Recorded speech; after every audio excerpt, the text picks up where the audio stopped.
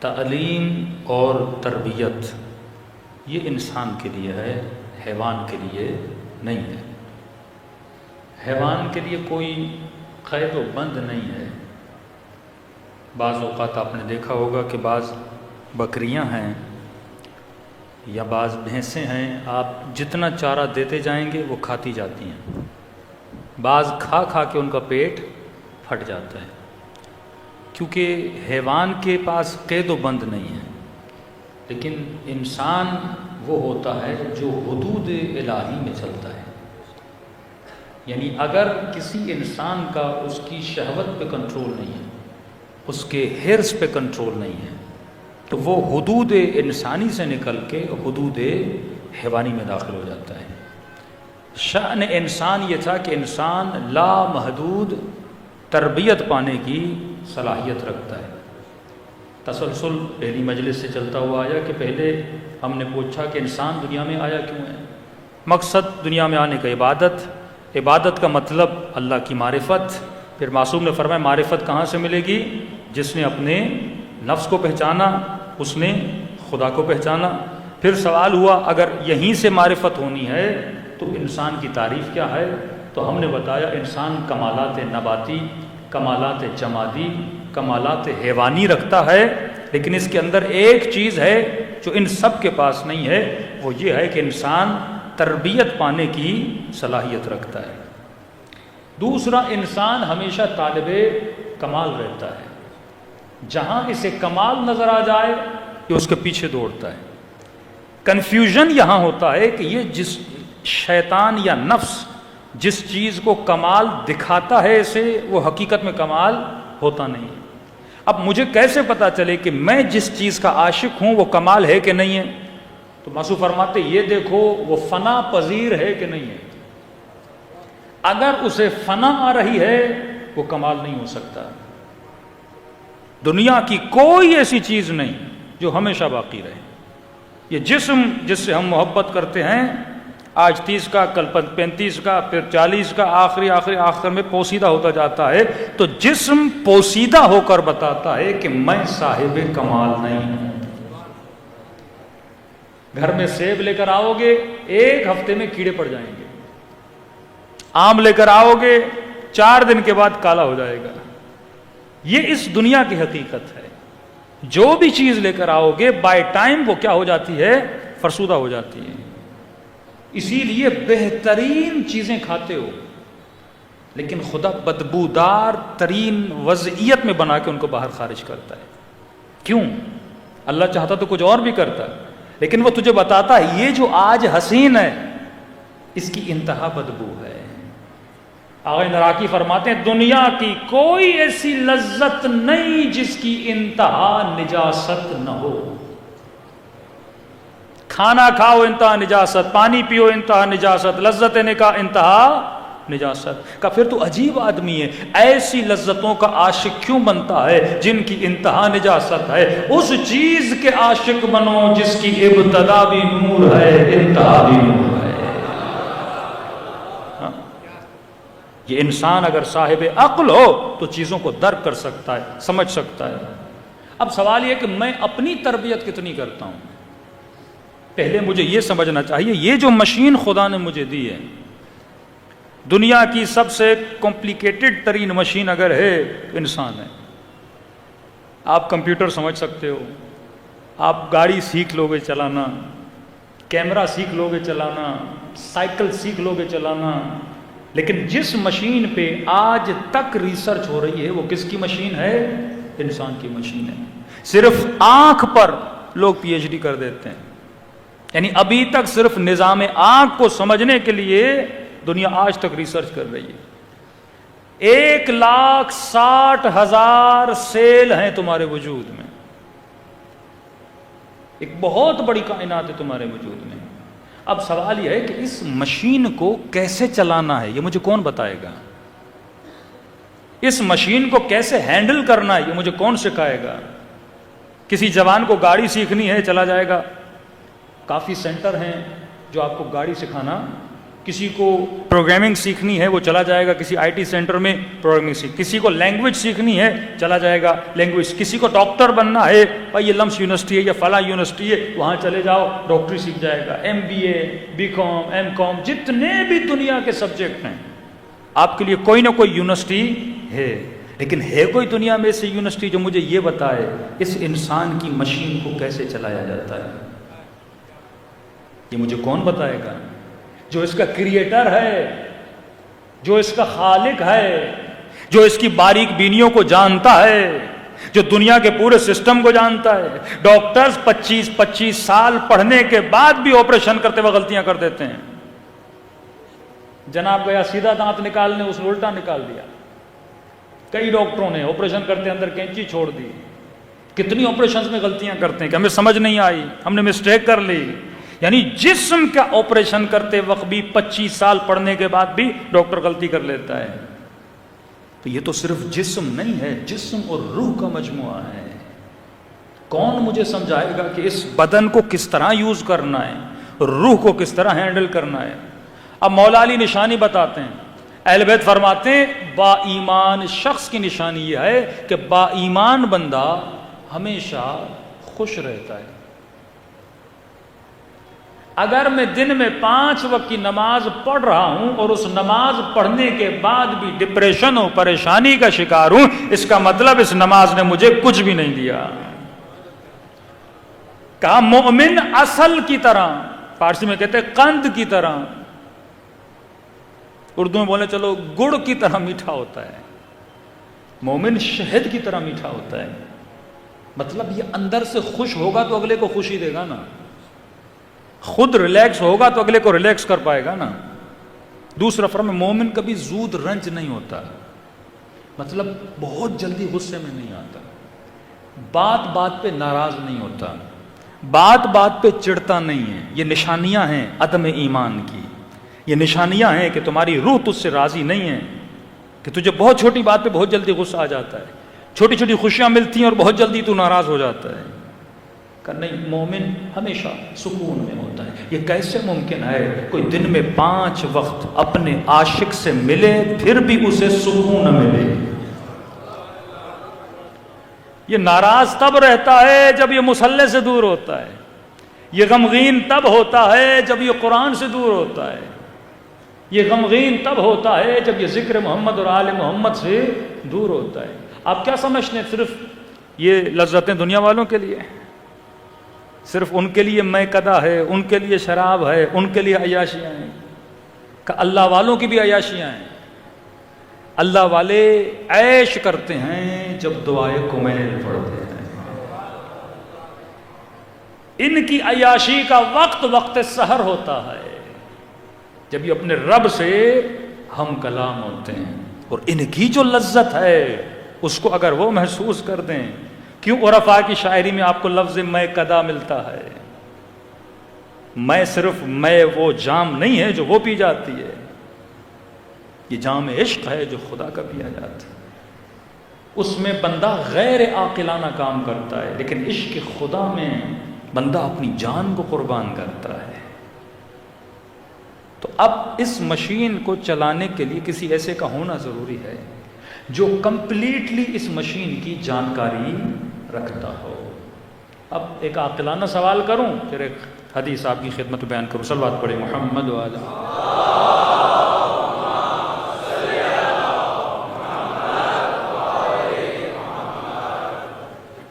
آج تک ہوا ہے کہ کوئی جوان ہو جس کے سر پہ بال نہ ہو، گنجا ہو بیچارہ، اور کہے کہ مولانا صاحب مجھے بال لگوانے ہیں، کوئی ڈاکٹر بتائیے۔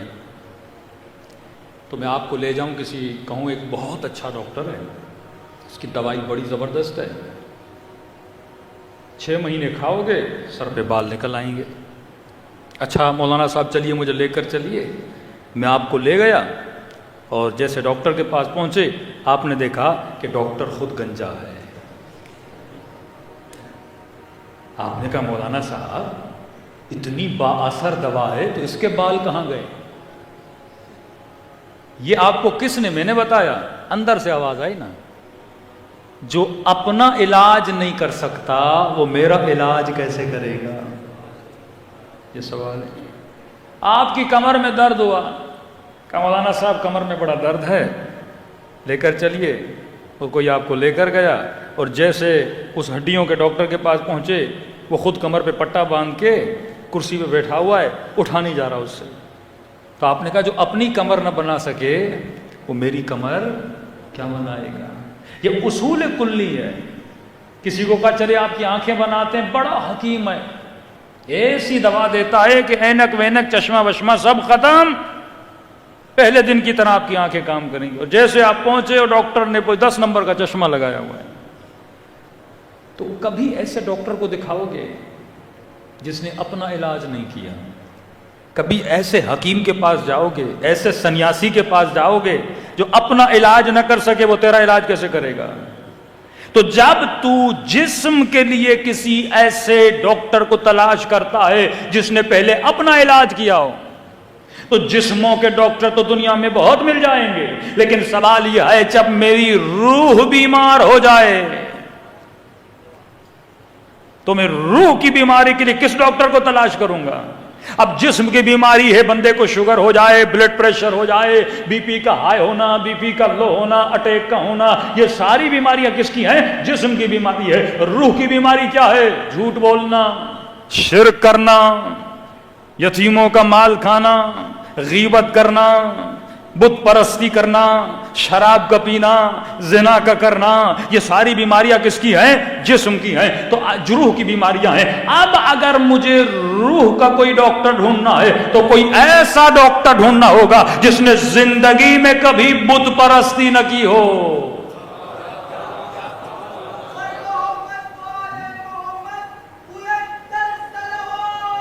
اللہ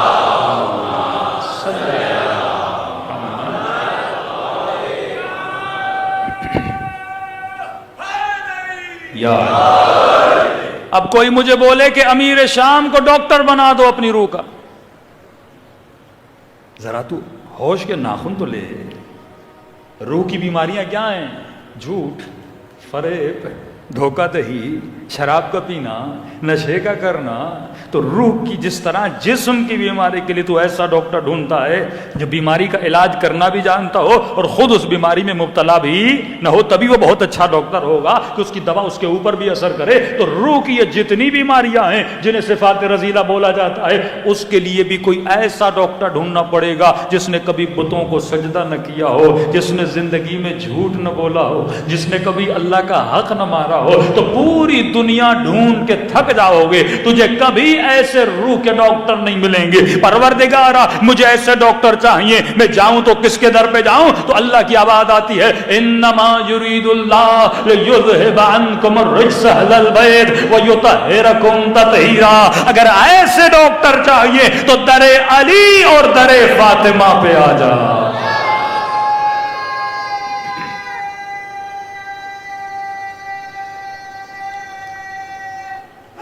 حیدری دنیا ڈھونڈ ڈھونڈ کر بھی اہل بیت کی زندگی سے چھوٹے سے چھوٹا گناہ ڈھونڈ نہ سکی۔ آپ کیا سمجھتے ہیں 500 سالوں تک 5 سینچری بنو امیہ اور بنو عباس نے حکومتیں کی ہیں۔ اگر یہ ڈھونڈ سکتے تو اہل بیت کی زندگی سے کوئی چیز ڈھونڈ کے لاتے۔ تبھی فرمایا کسی ایسے کا ہونا ضروری ہے جو معصوم ہو۔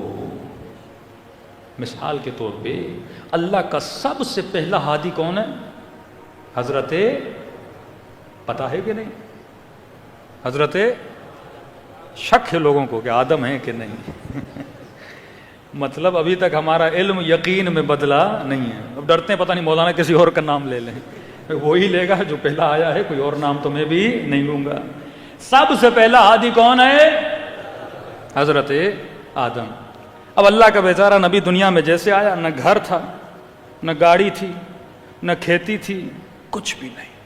یہ نہیں کہ اللہ نے اس کے لیے 5 اسٹار ہوٹل بنایا ہو کہ آدم جاؤ بیسٹ ہوٹل تمہارے لیے بنا دیا ہے، سوئمنگ پول بھی ہے، سب کچھ ہے، باورچی بھی ہے، خادم بھی ہے، سب جاؤ بس تیاری کر کے ہدایت کرو۔ کوئی انسان تھا ہی نہیں، خدمت کون کرتا آدم کی؟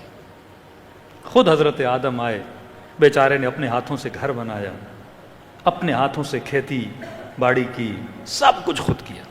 تو سوال ہے، میں خدا کو بولوں گا خدایا اتنی زحمت دے رہا ہے اپنے نبی کو.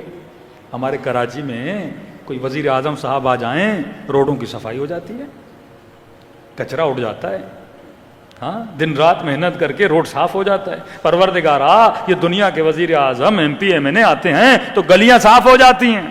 یہ تیرا نبی ہے، آدم ہے، تو پہلے ہمیں بھیج دیتا، ہم صفائی ستھرائی کر دیتے، روٹی ووٹی بنا دیتے، گھر ور تیار کر دیتے تاکہ تیرے نبی کو زحمت اٹھانی نہ پڑتی. سنیں گے قیامت کے دن اگر اللہ سے سوال کرو گے تو خدا کی جواب کیا آئے گی؟ اللہ کا جواب آئے گا، اے میرے بندے مجھے یہ برداشت ہے کہ آدم زحمت اٹھائے، میرا نبی ان پتھروں پہ چلے، اس کے پاؤں سے خون بہے، میں اسے برداشت کروں گا. لیکن اگر میں تجھے آدم سے پہلے بھیج دیتا اور اگر تو کوئی غلطی کرتا اور میں تجھے یہ کہتا تو نے خطا کیوں کی، تو یہ کہتا خدایا کوئی نبی نہیں تھا.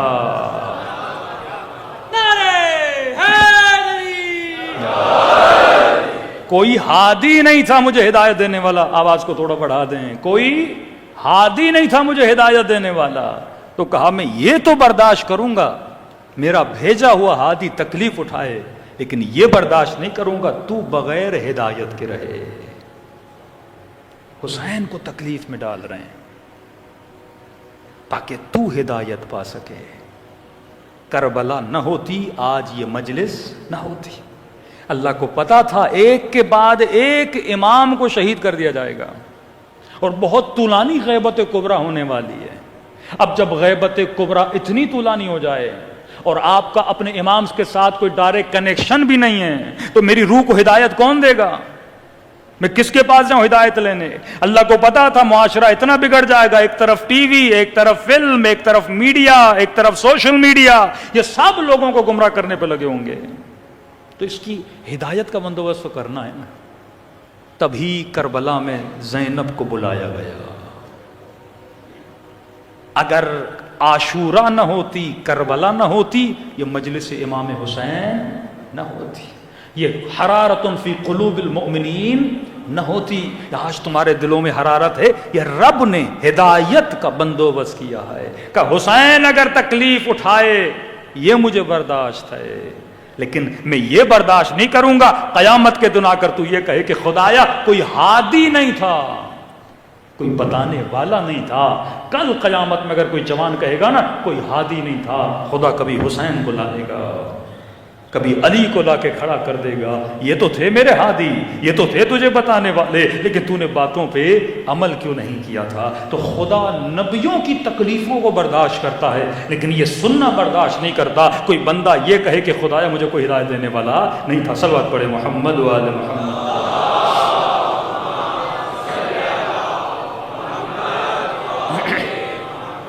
تو نتیجتاً ہم یہاں تک پہنچے کہ ہمارے روح کو وہی ہدایت دے سکتا ہے جو اس روح کا علم رکھتا ہو، اور کوئی نہیں دے سکتا.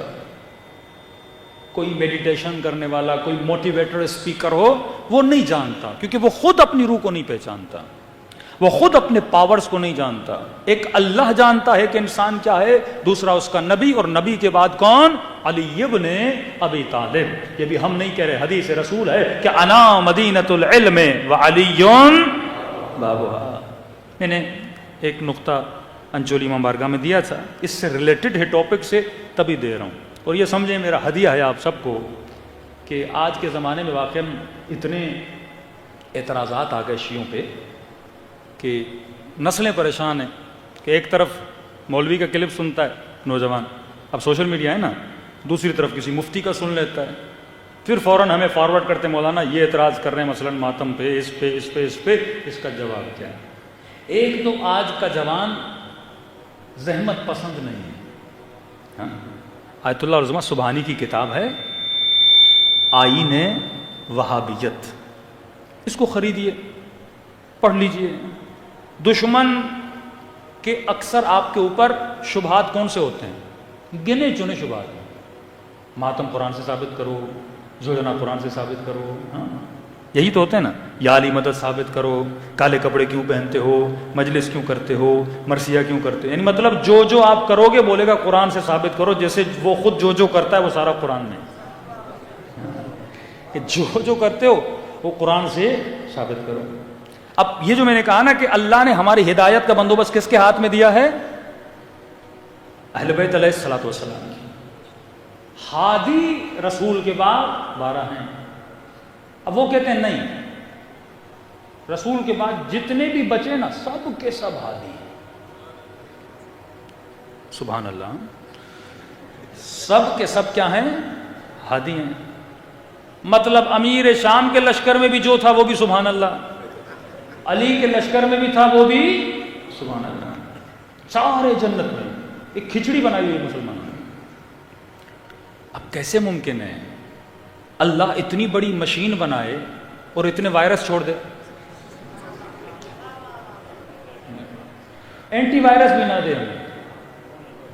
اب آج کا بیچارہ جوان تو پریشان ہے نا، یہ لٹرلی ایک اہل سنت کے جوان ہیں۔ ظاہر ہم سفر کرتے ہیں، ٹریول کرتے ہیں تو کئی لوگ ملتے ہیں، تو پوچھا آپ کس مکتب سے؟ ہم نے کہا ہم الحمدللہ شیعہ ہیں۔ آپ کس مکتب سے ہیں؟ کہ ابھی تک کنفیوز ہوں۔ میں نے کہا کیا مطلب کنفیوز ہو؟ کہ اتنا آپ مولوی ڈراتے ہو، جہنم جنت، یہ نہ کرو وہ نہ کرو، یہ ہوگا یہ عذاب ہوگا، وہ ہوگا وہ عذاب ہوگا، یہ کرو گے جہنم میں چلے جاؤ گے۔ میں نے کہا تو مسئلہ کیا ہے؟ تو کہنے لگا جب ہم آپ لوگوں کو ٹی وی پہ دیکھتے ہیں نا، اب کمال یہ کیا ٹی وی والوں نے 7-8 مولوی بلا دیے، شیعہ سنی میں بھی پھر کئی، بریلوی کو بلاتے ہیں، امام حنیفہ والے، اہل حدیث کو بلا دیتے ہیں، بٹھا دیتے ہیں، ایک دو اور فرقوں کے بھی جو ہیں نقشبندی فرقے کا وہ بھی بٹھا دیا۔ اب شیعہ، اب سارے ایک دوسرے کو غلط سمجھتے ہیں۔ اب جو ٹی وی پر بیچارہ سادہ مسلمان دیکھ رہا ہے، اسے نہیں پتا کیا ہوا تھا کیا نہیں ہوا، وہ صرف جانتا ہے کلمہ پڑھنا ہے، نماز پڑھنی ہے، حج کرنا ہے، زکوٰۃ دینی ہے۔ اب پہلے ان کو نہیں پتا تھا کہ ان کے درمیان مسئلہ کیا ہے، دور دور سے سنتے تھے۔ اب ایک سوال آتا ہے ٹیلی فون سے، بھائی یہ چیز جائز ہے ناجائز ہے، چاروں مولوی آپس میں لڑنے لگتے ہیں۔ تو وہ کہنے لگا کہ مولانا اتنا پڑھنے کے بعد جب ان کو نہیں پتا حق کیا ہے تو ہمارے اللہ کیا پوچھے گا ہم سے؟ جب اتنی کتابیں پڑھنے کے بعد سارے مفتی وہی کتابیں لیکن کسی نتیجے پہ نہیں پہنچے۔ دوسرا کہا کہ مولوی صاحب ہمیں سخت منع کیا جاتا ہے مشاجرات صحابہ نہ پڑھا کرو۔ جنگ صفین ہوئی، ایک طرف نبی کا صحابی، دوسری طرف بھی نبی کا صحابی، دونوں لڑے، کئی سو لوگ اس میں مر گئے بیچارے۔ دوسری جنگ ہوئی، ایک طرف نبی کی زوجہ، دوسری طرف نبی کا داماد، جنگ ہوئی، کئی سو لوگ وہاں پر بھی مر گئے۔ جب ہم پوچھتے ہیں مرنے والوں کا کیا ہوگا، کہا دونوں جنت میں چلے جائیں گے۔ کہا مولوی صاحب اتنے بڑے بڑے گناہ کرنے کے بعد بھی وہ جنت میں جائیں گے، آپ مجھے کیوں ڈراتے ہو؟ اللہ میرے چھوٹے گناہوں کا کیا کرے گا؟ میں نے کسی کا خون تو نہیں کیا، میں نے کسی کا قتل تو نہیں کیا، میں نے اتنا بڑا فساد کھڑا تو نہیں کیا۔ پھر جب وہ سارے چلے جائیں گے تو اللہ ارحم اور راحمین ہے۔ مطلب ہم نے خود اپنے ہاتھوں سے ایک راستہ کھول دیا سب کے لیے کہ جو زندگی میں کرنا ہے کرو۔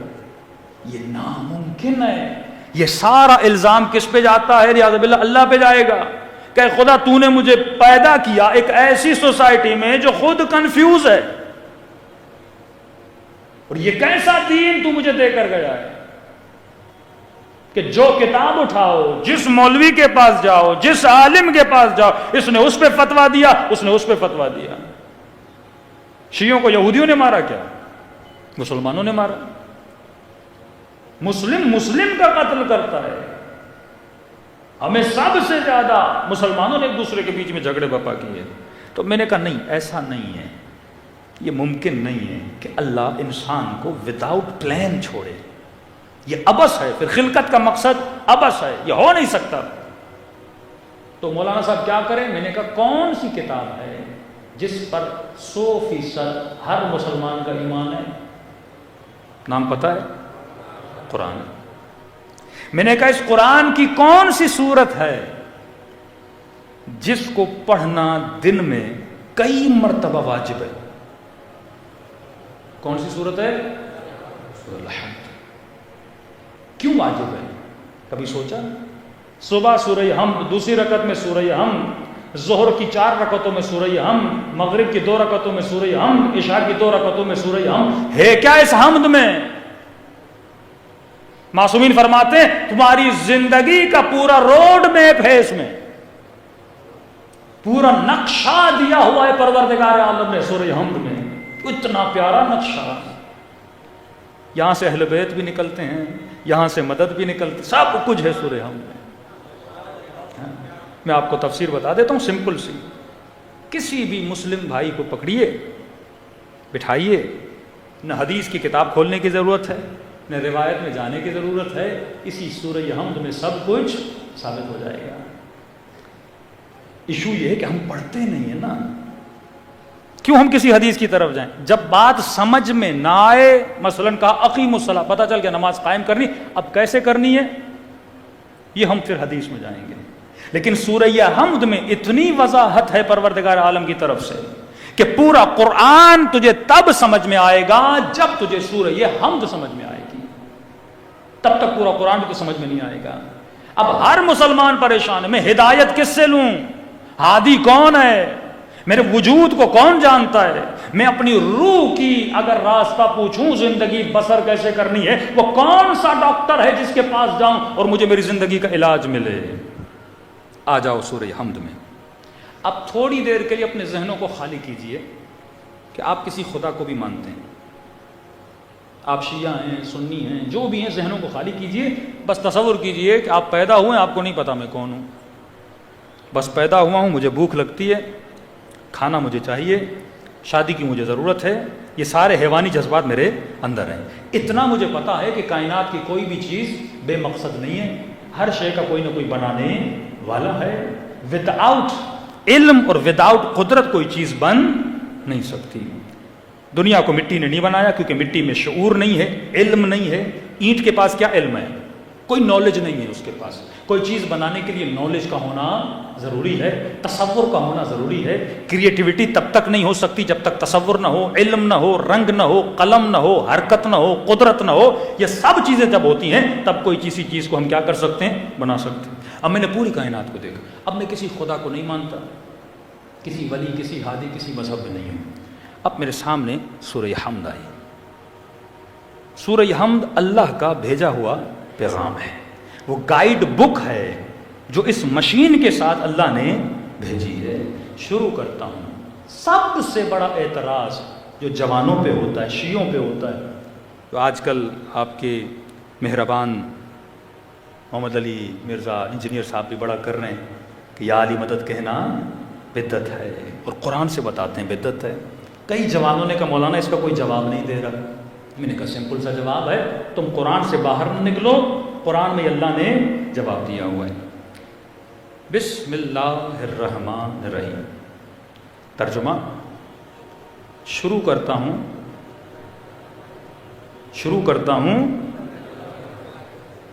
اس میں خدا کی مدد سے۔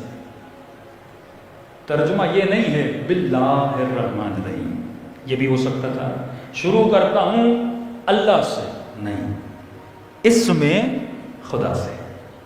اللہ کے بیچ میں اور مدد کے بیچ میں ایک اسم ہے،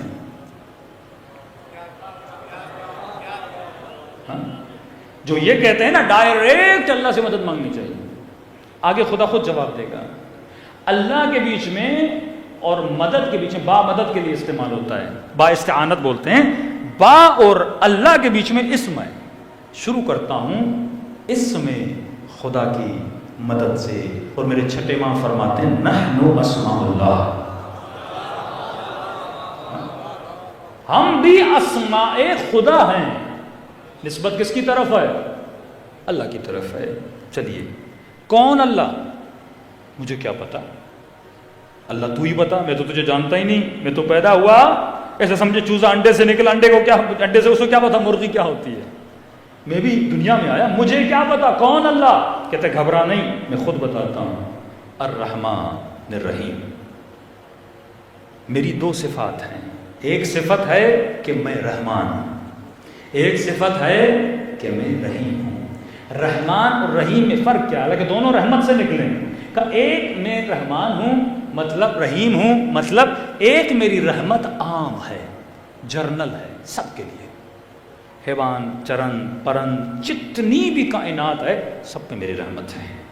مطلب جب بادل برستے ہیں میں بادلوں کو یہ نہیں کہتا کہ علی والے کے گھر میں برسنا, دشمن علی کے گھر میں نہ برسنا. رحمت عام ہے, جب یہ آئیں گے سب کے اوپر برسیں گے. دوسرا میری رحمت خاص ہے, میں ہر کسی کو نبی نہیں بناتا, میں ہر کسی کو علی نہیں بناتا, میں ہر کسی کو سیدۃ النساء العالمین نہیں بناتا, میں ہر کسی کو باب مدینۃ العلم نہیں بناتا, میں ہر کسی کو سیدہ شباب اہل جنت نہیں بناتا.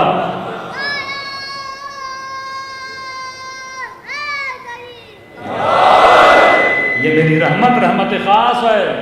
میں ہر کسی کو حسین کی مجلس پہ نہیں بلاتا, میں ہر کسی کے دل میں علی اور آل علی کی محبت کو نہیں ڈالتا. یہ رحمت کیا ہے؟ خاص ہے. اچھا خدا ہے تو عام رحمت بھی کرتا ہے, خاص رحمت بھی کرتا ہے. میں کیا کروں؟ کہ بولو الحمدللہ رب العالمین. شکر ہے خدا کا کیونکہ وہ تیرا رب ہے.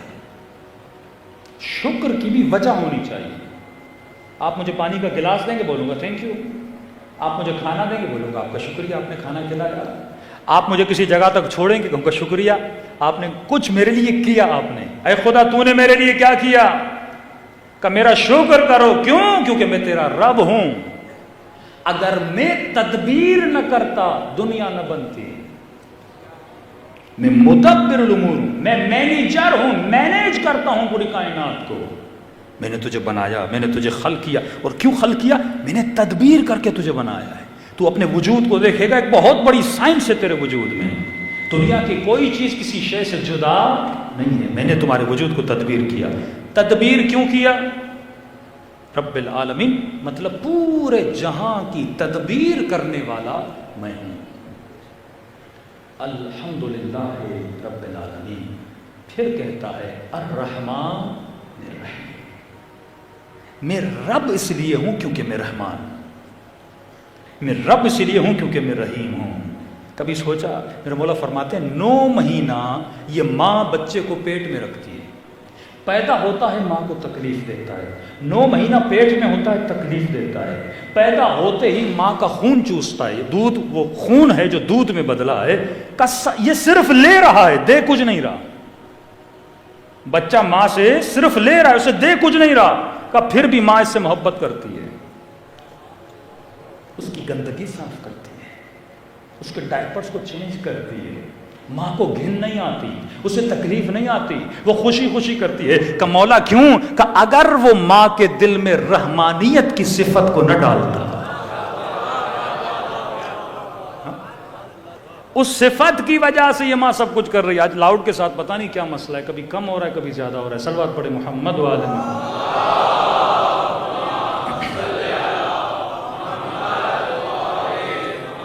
بحث آگے جا کے حساس ہوگی اور لاؤڈ ڈسٹرب کرے گا تو موضوع آپ کے ذہن سے نکل جائے گا. فرمایا میں رب ہوں, اس لیے رب ہوں کیونکہ میں رحمان ہوں. اگر میرے دل میں بندوں کے لیے رحم نہ ہوتا میں تجھے پیدا کیوں کرتا؟ اکثر لوگ سوال کرتے ہیں نا اللہ نے مجھے پیدا کیوں کیا, تو علماء سوال کرتے ہیں نہ ہونا اچھا ہے یا ہونا اچھا ہے؟ کسی چیز کا نہ ہونا اچھا ہے یا ہونا اچھا ہے؟ سب کہتے ہیں ہونا اچھا ہے. کہ اس نے تجھے عدم سے وجود دیا. وجود کیوں دیا؟ کیونکہ وہ رحمان تھا, اس کے دل میں محبت تھی, تبھی اس نے اپنی محبت کو تیرے ساتھ بانٹا. اب اس نے بتا دیا میں اللہ ہوں. میں اللہ کیوں؟ کیونکہ میں رحمان و رحیم ہوں. میں رب ہوں. رب کیوں ہوں؟ کیونکہ میں رحمان و رحیم ہوں. پورے عالم کی تدبیر کون کرتا ہے؟ میں کرتا ہوں. الرحمن الرحیم مالک یوم الدین. اے میرے بندے یاد رکھنا قیامت اور یوم دین کا مالک کون ہے؟ میں اللہ ہوں. ٹھیک ہے خدا میں سمجھ گیا, تو نے مجھے پیدا کیا کیونکہ تو رحمان ہے, تو رحیم ہے. میں تیرا شکر کرتا ہوں کیونکہ تو میرا رب ہے، دنیا آخرت یوم دین کا مالک تو ہے۔ اب بتا تو صحیح اس یوم دین کے لیے میں کیا کروں؟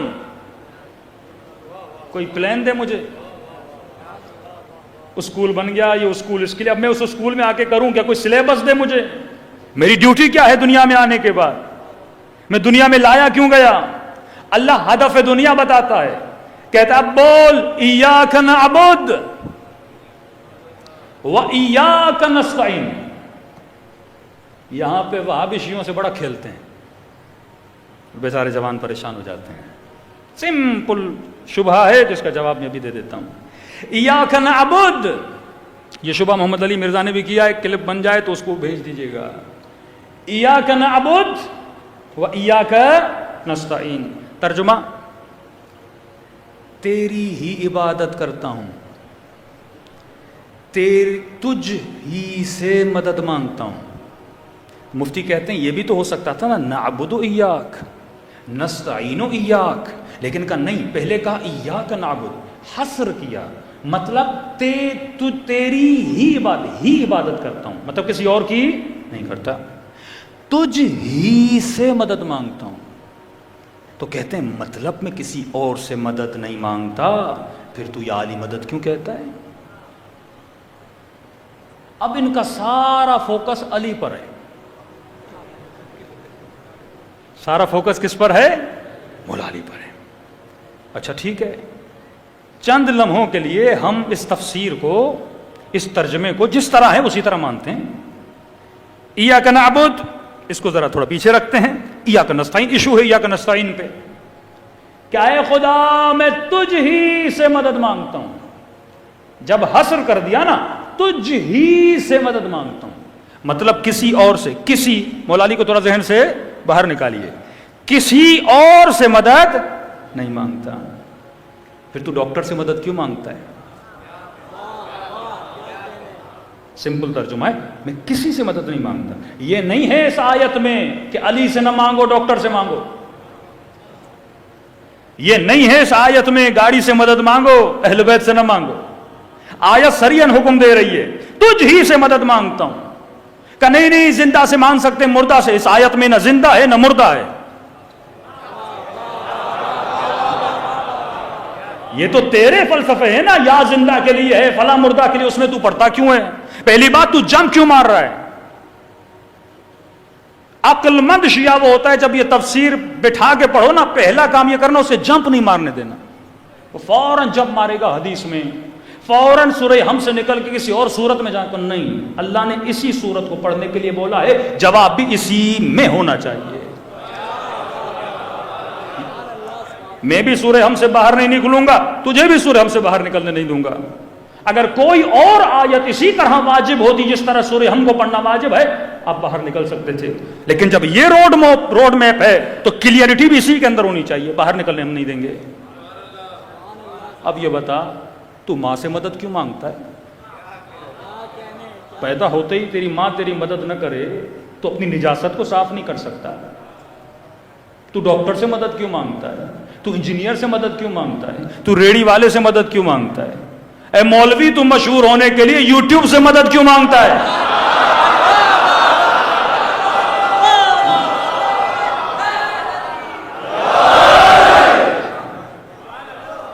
کوئی پوچھے محمد علی مرزا سے، جب ایاک نستعین میں کسی سے مدد نہیں مانگتا، پھر یہ بٹن کیا ہے آپ دکھاتے ہو، یہ سلور ملا، یہ گولڈن ملا؟ آپ کو مشہور کرنے میں اللہ نے مدد کی تھی، انگریزوں کو یوٹیوب نے مدد کی، آپ کی مسیحیوں کے یوٹیوب نے آپ کی مدد کی، سوشل میڈیا نے آپ کی مدد کی، تو آپ ان آلات و اسباب کی مدد نہ لو نا پیغام خدا کو پہنچانے کے لیے۔ میں نہیں کہہ رہا میں مخالف ہوں، آیت پہ ٹکا ہوا ہوں۔ پھر ڈاکٹر کے پاس نہ جاؤ، بیمار ہو جاؤ، ایاک نستعین، کھانا چاہیے ایاک نستعین، پانی چاہیے ایاک نستعین، کسی کے پاس نہ جاؤ۔ ترجمہ اگر یہ کرو گے، کیونکہ تجھ ہی سے مدد مانگتا ہوں، تو ہر عقل مند بندے کے ذہن میں سوال ہوگا، اے خدا کس چیز میں؟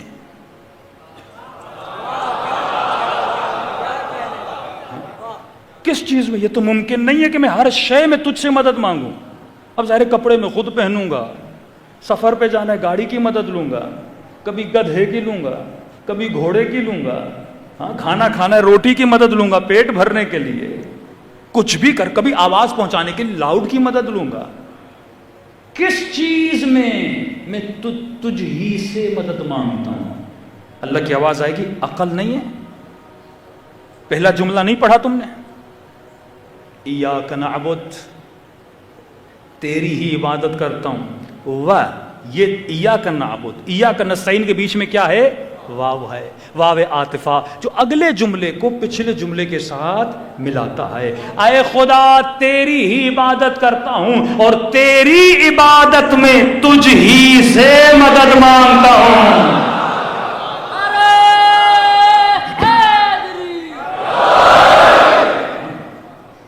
تیری ہی عبادت میں کسی بت سے مدد نہیں مانگتا، کیونکہ اگر بندہ کوئی بنا سکتا ہے تو بنا سکتا ہے. اللہ نہ چاہے تو ہم اس کے بندے بن سکتے ہیں کیا؟ توحید خالص. اور شیعوں سے بڑی توحید اور گاڑی توحید کسی مکتب کے پاس نہیں ہے. آپ کے پاس نہ وہ دعائیں ہیں نہ وہ مطالب ہیں. آ جاؤ مکتب اہل بیت میں. ہمارا تو وہ خدا ہے ہی نہیں جو جہنم میں پاؤں ڈال دے. گاڑی توحید یہیں سے ملتی ہے. اے خدا تیری عبادت میں تجھ ہی سے مدد مانگتا ہوں. ٹھیک ہے خدایا مدد مانگتا ہوں، ٹھیک ہے تو کس طرح مدد کرے گا یہ بھی تو بتا. اللہ نظر نہیں آ رہا اور بول بھی یہ رہا ہے کہ میری عبادت میں میں ہی مدد کروں گا. اب وہی مدد کرے گا نا. مطلب نقشہ میں تجھے دوں گا، ایڈریس میں تجھے دوں گا. کسی ایرے غیرے سے میری ایڈریس نہ لینا، کسی ان پڑھ سے میری ایڈریس نہ لینا، کسی بت سے میری ایڈریس نہ لینا. ایڈریس میری چاہیے میری سورہ حمد میں آ، میں تجھے ایڈریس دوں گا. مجھ ہی سے راستہ مانگنا. اچھا خدا تجھ ہی سے مدد مانگ رہا ہوں تیری عبادت میں، بتا کیا کروں؟ کہا بولو اہدنا الصراط المستقیم. اب میں تجھے روڈ میپ دے رہا ہوں. اہدنا، ہدایت کر، تو ہدایت کر، تو ہی مدد کر رہا ہے نا، تو ہدایت کر. صراط المستقیم، اس راستے پر جو سیدھا ہے. راستہ ایک ہے 73 نہیں ہے. راستہ ایک ہے کلہم نجوم نہیں ہے. راستہ ایک ہی ہے جو ہدایت کا راستہ ہے.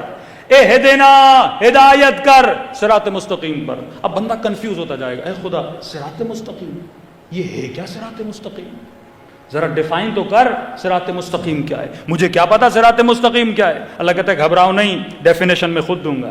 شروع سے خود بتاتا ہوا آ رہا ہے کہ صبر کر، آگے جا، جواب تجھے خود مل جائے گا. اہدنا الصراط المستقیم، ہدایت کی دعا مانگ مجھ سے. کس کے لیے؟ صراط مستقیم پر. اے خدا یہ صراط مستقیم کیا ہے؟ پہچان کیا ہے؟ جانوں کیسے؟ پہچانوں کیسے؟ اگر کوئی کسی کو ایڈریس بتاتا ہے نا کہ فلاں کونے پہ چلے جانا، ایک دکان ہوگی، ایک تھمبا لگا ہوگا، ہاں، یا فلاں جگہ پہ فلاں گاڑی کھڑی ہوگی، فلاں رنگ کے کپڑے والا بندہ ہوگا. آپ نشانی دیکھ کر راستے کو پہچان جاتے ہو. روڈ جیسے ہے نا بھئی فلاں بورڈ لگا ہوگا تب جا کے آپ کو پہچان لگتی ہے. تو نشانیاں بتائی جاتی ہیں نا، جس طرح انبیاء کی نشانیاں بتاتا ہے، اولیاء کی نشانیاں بتاتا ہے، رسول خدا کی نشانیاں بتاتا ہے. تو اے خدا یہ اس راستے کی نشانیاں کیا ہیں؟ میں اس راستے پہ چلوں تو کیسے چلوں؟ دنیا میں 100 راستے، 100 مولوی، 100 بتانے والے، 100 مفتی، تو بتا میں راستہ کیسے پہچانوں؟ کہ میں تجھے راستے کی نشانی دے رہا ہوں، میں اتنا آسان کر کے بتاؤں گا تو بڑا ایزیلی اس ایڈریس پہ پہنچ جائے گا. صراط الذین، کس کا راستہ؟ کیسا راستہ؟ کیسا دکھتا ہے یہ راستہ؟ کہ دیکھو اہدنا الصراط المستقیم، صراط مستقیم پہ چل. ہے کیا صراط مستقیم؟ پہچان کیا ہے صراط مستقیم بھی؟ کس کو دیکھ کے چلوں؟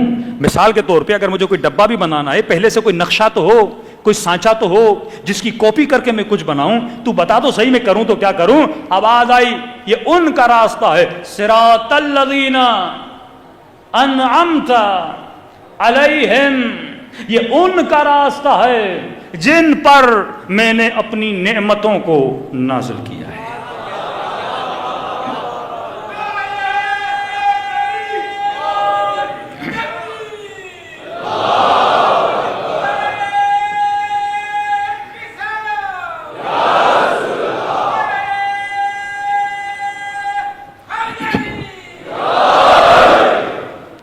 اب یہاں پہ ایک بہت بڑی چھلانگ لگاتا ہے مفتی.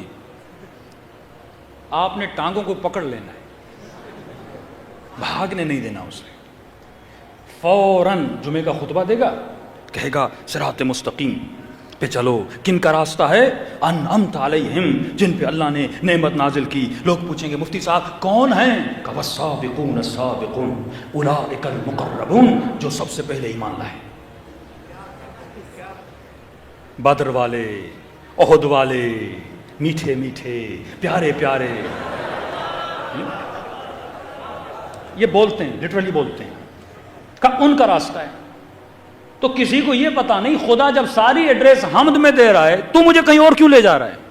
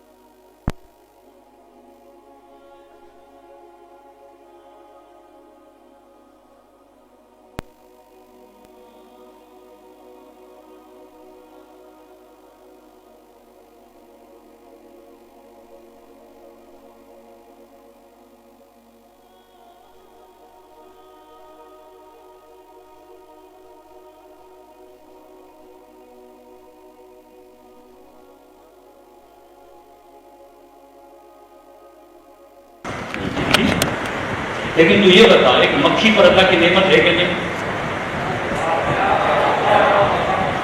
اب جب یہ بول دیا نا کہ جن پر میں نے اپنی نعمتیں نازل کی, اب ان سب کو جمع کر جن پہ اللہ نے نعمتیں نازل کی. دنیا کا وہ کون سا وجود ہے جس پہ اللہ نے نعمت نازل نہیں کی؟ آپ بتاؤ تو صحیح. ایک کبوتر پہ بھی اللہ کی نعمت ہے, زمین پر بھی اللہ کی نعمت ہے, سارے مسلمانوں پر اللہ کی نعمت ہے. تو کیا میں سب کے راستے پہ چلوں؟ کوئی سرکاری پتا کی نعمت ہے کہ نہیں؟ ہے کہ نہیں؟ آپ کی حکم نعمت تو ہے نا, اللہ نے جان دی, وہ سانسیں لے رہے ہیں, کھا رہے ہیں, پی رہے ہیں, نعمت ہے, خدا ہے. نعمت کون سا؟ یزید پر بھی اللہ کی نعمت ہے نا. یہ زبان, یہ ہاتھ, یہ وجود اللہ کی نعمت ہے نا.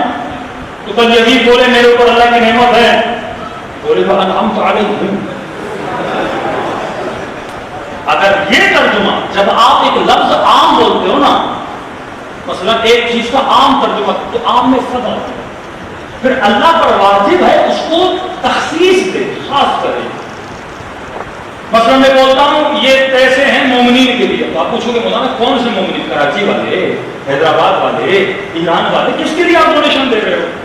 اب بولوں گا ایران والے. ایران میں بھی کون سے؟ قم والے, مشہد والے. ایڈریس جب دو گے تو اس بندے تک پہنچو گے. تو صراط الذین, خدا کی قسم قرآن نے وہ کڑی لگائی ہے, نہ کوئی مفتی نکل سکتا ہے, نہ کوئی مولوی بھاگ سکتا ہے. کہا صراط الذین انعمت علیہم, ان کا راستہ جن پر میں نے اپنی نعمتوں کو نازل کیا.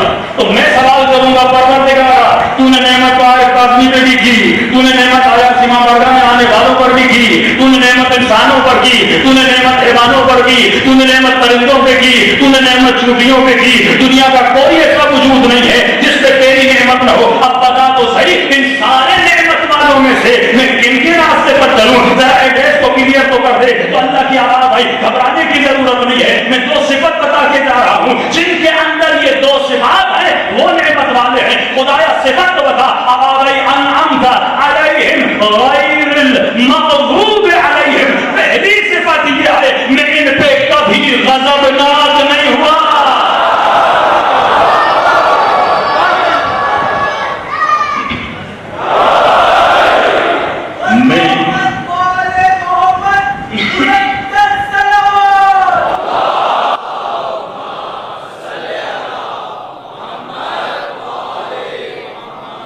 میں ان پہ کبھی غضبناک نہیں ہوا. غیر المغضوب علیہم.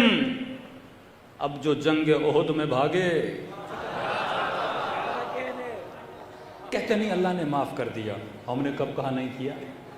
سورہ حدید ہے، اللہ نے معاف کر دیا. لیکن جب بھاگے تھے اللہ غضبناک ہوا تھا کہ نہیں؟ مطلب جس نے زندگی میں ایک دن بھی ایسا گزارا ہو جس میں مخالفت خدا ہو، اس ایک دن میں اللہ غضبناک تھا کہ نہیں تھا؟ اب کوئی ایسا ڈھونڈو جو زندگی میں کبھی غضبناک نہ رہا ہو. پھر بھی اللہ نے کہا شاید مفتی کے لیے گنجائش رہ جائے، بول دے میں نے معاف کر دیا، اللہ نے معاف کر دیا، یہ کر دیا. کا دو صفت بتا رہا ہوں. پہلی صفت یہ ہے غیر المغضوب علیہم، یہ وہ ہیں جن پہ میں کبھی غضبناک نہیں ہوا، اور یہ وہ ہیں ولا الضالین، اور وہ بھی کبھی گمراہ نہیں رہے جو 40 سال بت پرستی کرتے رہے، وہ انعمت علیہم نہیں ہو سکتے.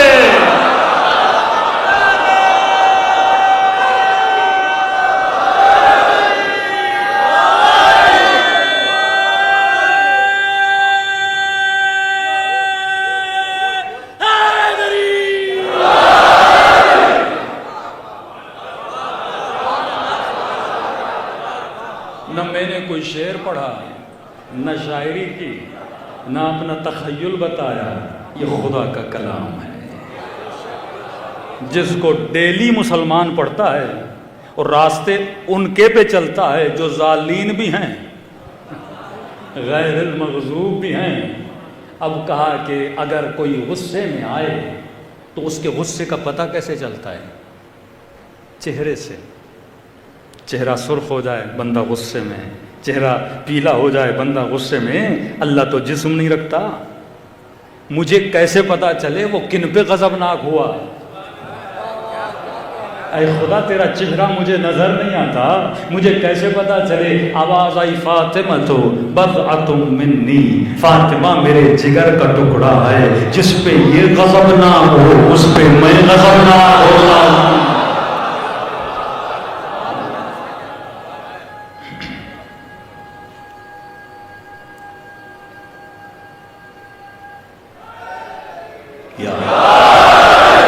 صریحاً اہل سنت کی کتابوں موجود ہے، من ابغضها فقد ابغضنی. جس نے فاطمہ کو غضب نہ کیا اس نے مجھے غضب نہ کیا. تبھی کہا کہ یہ وجہ اللہ ہے، صفات بتاتا ہے خدا. اللہ قرآن میں کبھی نام نہیں بتاتا کیونکہ نام سے زیادہ صفت مضبوط ہوتی ہے. اکثر جوان یا بولتے ہیں بھائی اگر 12 امام تھے اللہ قرآن میں نام بتا دیتا، نام نہیں بتاتا. اگر اللہ قرآن میں نام بتاتا ابو سفیان اپنے بچوں کے وہی نام رکھ لیتا. سیدھی بات ہے. پھر ہم اس پہ ثابت کرتے علی یہ والا نہیں ہے، علی وہ والا ہے. حسن یہ والا نہیں ہے، حسن وہ والا ہے. اب مفتی اسی میں بحث چھڑی رہتی. اللہ نے کہا نام نہیں بتاؤں گا، تو سیانا ہے تو میں بھی تیرا رب ہوں، تو مکر کرتا ہے تو میں خیر الماکرین ہوں. میں صفت بتاؤں گا، کہا اپنا نام بتاؤں گا، نبی کا نام بتاؤں گا، تیسرے کی صفت بتاؤں گا. انما ولیکم اللہ والرسول، میں ولی، میرا رسول ولی. تیسرا وہ ولی جو حالت رکوع میں زکوٰۃ دیتا ہوا نظر آ جائے.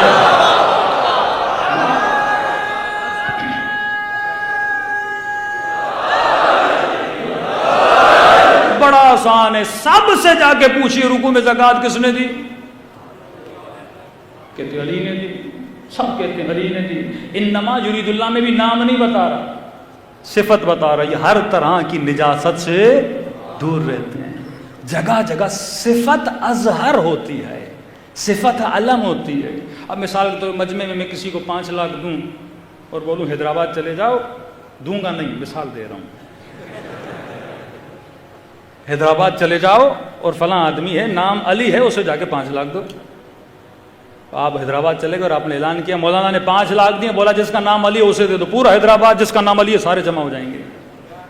لیکن اگر میں صفت بتا دوں نا، وہ علی جس کی شکل ایسی ہو، وہ علی جو سخی ہو، ہاں تبھی مولا فرماتے ہیں میرے شیعہ تو ہو، شیعوں والی صفات پیدا کرو۔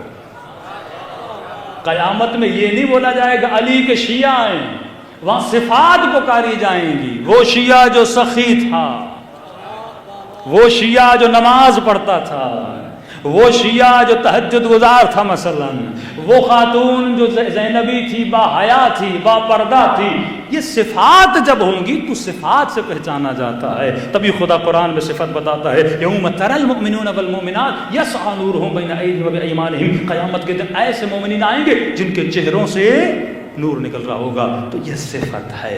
بڑا آسان ہے اپنی زندگی کے ہدف کو سمجھنا، لیکن ایشو یہ ہے کہ ہم اس کے بجائے کہ تھوڑی زحمت خود کریں، ہم نے سارا برڈن مفتی، مولوی، ملا، ذاکر پہ ڈال دیا۔ جیسے دین اترا ہی مولویوں کے لیے تھا، قرآن سب کے لیے۔ گھر اٹھو، قرآن اٹھاؤ، بسم اللہ الرحمن الرحیم، غور، صرف ترجمہ پڑھو، پھر آیت پہ غور کرو، پھر تھوڑا فکر کرو، اللہ خود تجھے کیا دے گا؟ ہدایت دے گا۔ اسی طرح سورہ بقرہ میں چلے جائیں، الف لام میم ذالک الکتاب لا ریب فیہ ھدی للمتقین، یہ وہ کتاب ہے جس میں شک نہیں، اور ہدایت دیتی ہے کن کو؟ جو صاحب تقوی ہے۔ مطلب میرے اندر تقوی نہیں، قرآن میرے لیے ہدایت نہیں ہے۔ اسی تقوی کو پیدا کرنے کے لیے حسین کربلا کے میدان میں گئے، اسی تقوی کو بانٹنے کے لیے حسین کربلا میں گئے۔ بے حیا کبھی حسینی نہیں بن سکتا۔ کس کے سامنے حیا؟ اللہ کے سامنے حیا۔ جو خدا کا حیا نہ کرے، بندوں کا حیا کرے، ایسے بندے کا فائدہ نہیں ہے۔ خرج طول اصلاح امت جدی کا سکینہ، تجھے تماچے لگتے ہیں تو لگ جائیں، لیکن میں چاہتا ہوں میرے نانا کی امت کی اصلاح ہو جائے۔ دیکھیے جب جسم ڈیڈ ہو جاتا ہے نا، ڈاکٹر امید توڑ دیتا ہے کہ بندہ مر گیا، تو اسے 400 وولٹ کا شاک لگاتا ہے۔ علماء فرماتے ہیں رسول کے جانے کے بعد 50-60 سال کے عرصے میں امت رسول مر چکی تھی۔ اس کو زندہ کرنے کے لیے کربلا کا شوق دینا ضروری تھا کہ آج کا جاہل و غافل مسلمان بھی یہ نہیں سوچتا 60 سال میں ایسا کیا ہوا کہ جس مسلمان نے کلمہ پڑھا تھا وہ نبی کے نواسے کے سینے پہ سوار ہو کے اس کے گلے کو کاٹ رہا تھا، نبی کی نواسیوں کو بازاروں میں لے جا رہا ہے، جو ہم شکل پیغمبر ہے اس کے گلے کو کاٹا جا رہا ہے۔ 6 مہینے کے بچے کا گلا کاٹا گیا۔ ایک مولانا کہتے ہیں میں ایک گاڑی میں سوار تھا ایک سکھ کے ساتھ، اس نے کہا آپ شیعہ بڑے جلوس نکالتے ہو، مجھے بتاؤ ہوا کیا تھا کربلا میں؟ کہتے میں نے شروع کیا جناب قاسم کی شہادت بتائی، رویا، اکبر کی شہادت بتائی، بہت رویا، عباس کے بازوؤں کا ذکر کیا، رویا۔ کہتا ہے جیسے میں نے علی اصغر کا ذکر شروع کیا، سکھ تھا، کہا چپ ہو جاؤ، اگر زیادہ بتاؤ گے مجھے ڈر ہے کہیں میرا دل پھٹ نہ جائے۔ یہ میرے چھٹے امام کا فرمان ہے کہ ہم نے اپنے شیعوں کے دلوں پہ 40 پردے سوار کیے۔ کہ مولا کیوں؟ کہ اگر یہ پردے ہٹ جائیں یہ شیعہ مصائب سن کے مر جائیں، ہم نے ان کے قلوب میں برداشت نہیں ہے تاکہ یہ مصائب کو برداشت کر سکے۔ آج حسین کی علی اصغر کے مسائل پڑھنا چاہتا ہوں، دعا ہے خدا کسی ماں کی گود نہ اجاڑے۔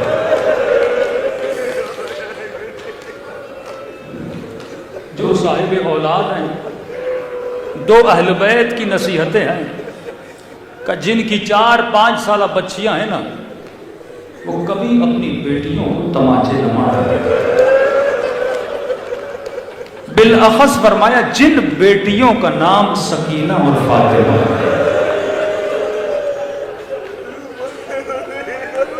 دوسری علماء فرماتے ان دنوں میں جن کے بچے 6 مہینے کے 8 مہینے کے، گھر جب جاؤ تو اپنے بچے کے گلے کو بوسہ دیا،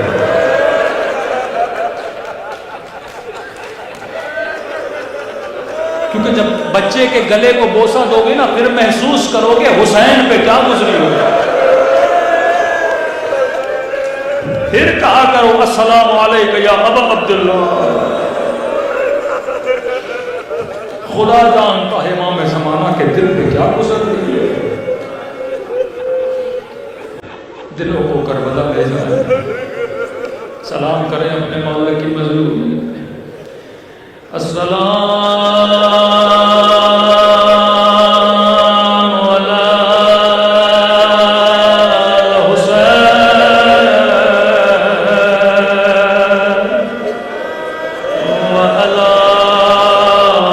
علی حسین وعلی علی ابن حسین،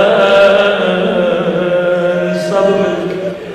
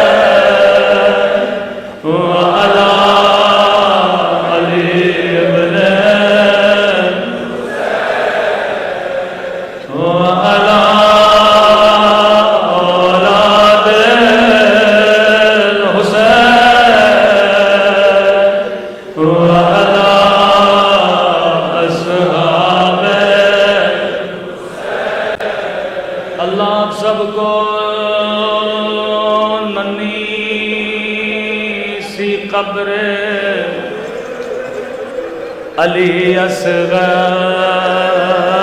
کی زیارت نصیب کرے۔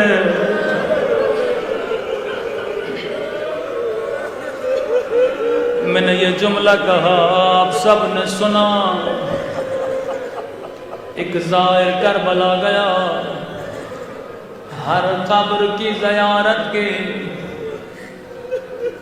ہر زائر سے پوچھنے لگا مجھے بتا علی اصغر کی قبر کہاں ہے؟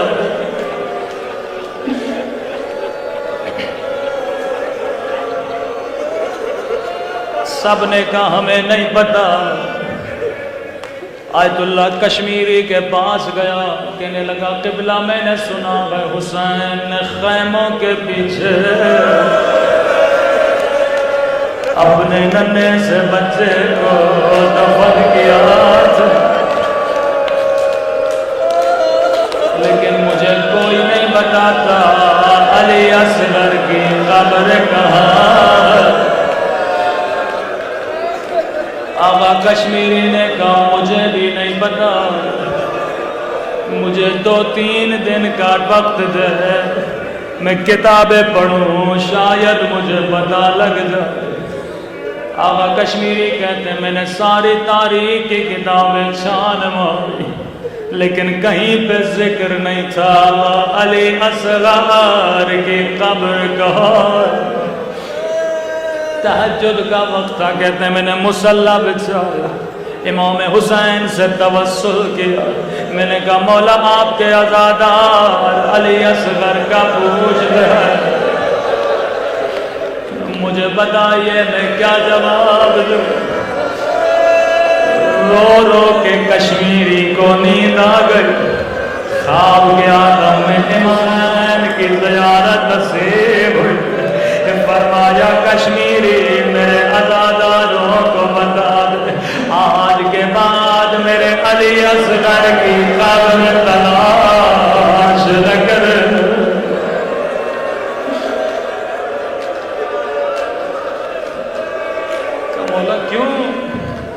کیا آپ کے بچے کی قبر نہیں ہے؟ کہا میرے عزاداروں کو بتا دو جس نے علی اصغر کی زیارت کرنی ہے وہ حسین کی قبر کی زیارت کر۔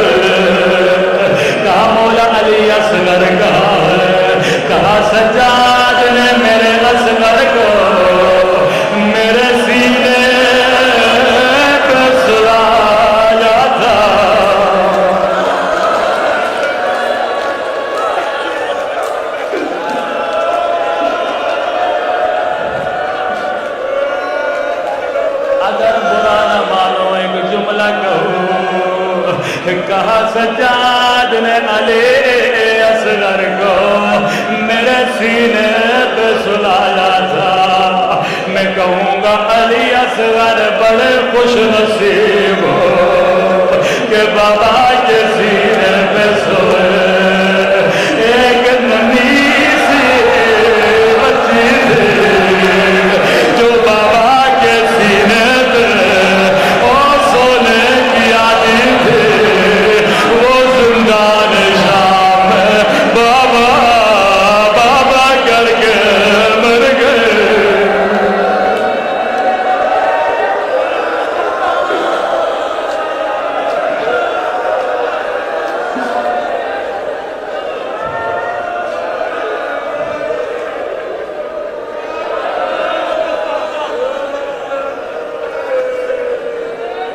اے خدا تجھے ننے سے باب الحوائج کا باعث حسین نے آواز بلند کی، حل من ناصر ینصرنا، ہے کوئی مجھ غریب کی مدد کرنے والا، ہے کوئی مجھ پیاسے کی مدد کرنے والا؟ اکبر زندہ رہے، قاسم زندہ رہے، عباس زندہ رہے۔ آواز خیمے میں جھولے میں ایک بچے نے سنی، بی بی رباب کہتی ہے اصغر میں تڑپنا شروع کیا۔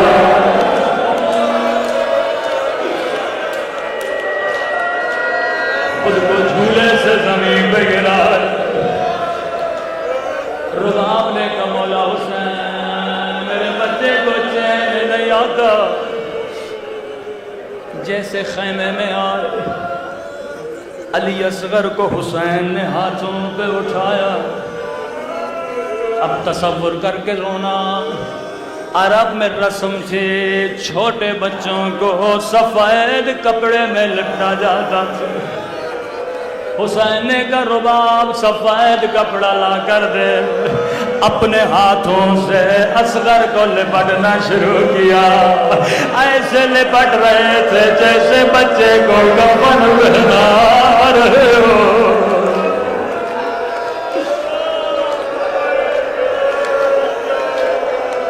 ابا کے دامن کے نیچے علی اصغر کو چھپا، راوی کہتا ہے حسین نے ابا کیوں اوپر ڈالی، رو کے کہنے لگے کربلا میں بڑی گرمی تھی، میرے اصغر کی کھال بڑی نرم تھی۔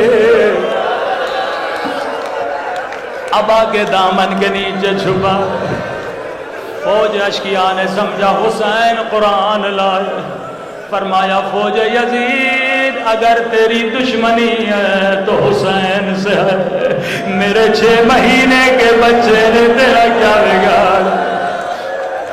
ایک ملعون نے کہا حسین پیاس تجھے لگی ہے، بہانہ بچے کا بنا رہے ہو۔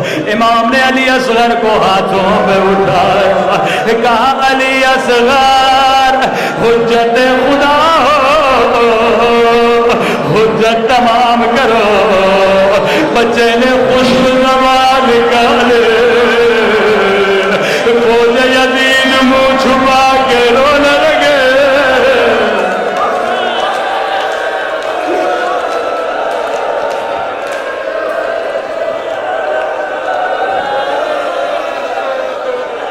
ابن سعد نے کہا حرملا اقطع کلام الحسین، حسین کے کلام کو قطع کر۔